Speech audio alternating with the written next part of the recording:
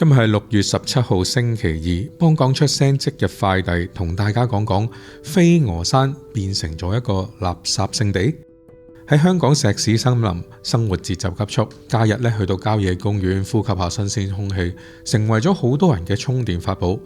不過人一多呢，冇公德心嘅人亦都會多，行山徑垃圾多嘅問題備受關注。有熱心嘅市民就喺 Threads 上面發帖，佢就話啦，一行6個人喺父親節，即係6月15號嗰日，喺3號風球之下組隊行飛鵝山執垃圾。佢哋行咗17公里，花咗6個鐘清出咗5大袋垃圾，包括一袋上千個嘅煙頭啦，仲有大量避孕套同埋用過嘅驗孕棒。個鋪主笑住咁話：恭喜你啊，得一條線冇 BB。途中佢又發現咗某個垃圾桶，入邊甚至有老鼠出沒，衛生嘅情況令人擔心。眾所周知啦，飛鵝山係拍拖聖地，但係冇諗到戰況會咁驚人噶嘛。難怪鋪主笑住咁講啊，飛鵝山究竟係時鐘酒店啊，定係美食廣場啊，抑或係垃圾堆填區呢？佢就直言啦，唔好害咗下一代啦。喺橫風橫雨之下，鋪主一行人仍然為郊野公園出一分力，確係抵讚。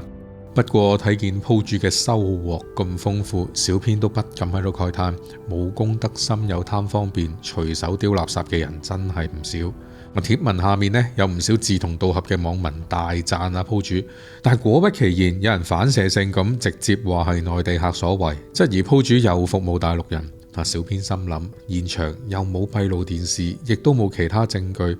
香港人或者內地客甚至外國人隨意丟垃圾，同樣都有機會。香港人唔使咁敏感啩？鋪主亦都反駁呢個網民，佢就好坦白咁講，無可厚非，香港好多山頭都好多垃圾係大陸產品嘅包裝，但係今次唔好企得咁高。佢認為今次發現嘅避孕套啦、紙巾啊等等嘅垃圾都係出自香港人之手嘅機會都唔細，呼籲唔好喺度上綱上線。亦都有網民喺度話啦，飛鵝山向來都係情侶嘅親熱聖地，晨早跑上去一定發現類似嘅物品，所以就認為成日賴大陸人，其實香港人唔係一樣。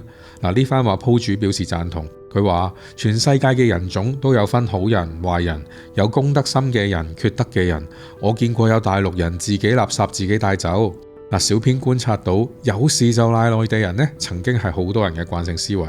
但係近期越嚟越多嘅網民可以回歸冷靜思考，以事論事。呢種想法一定程度上同香港人多咗同內地同胞接觸有關，絕對係一個健康嘅現象。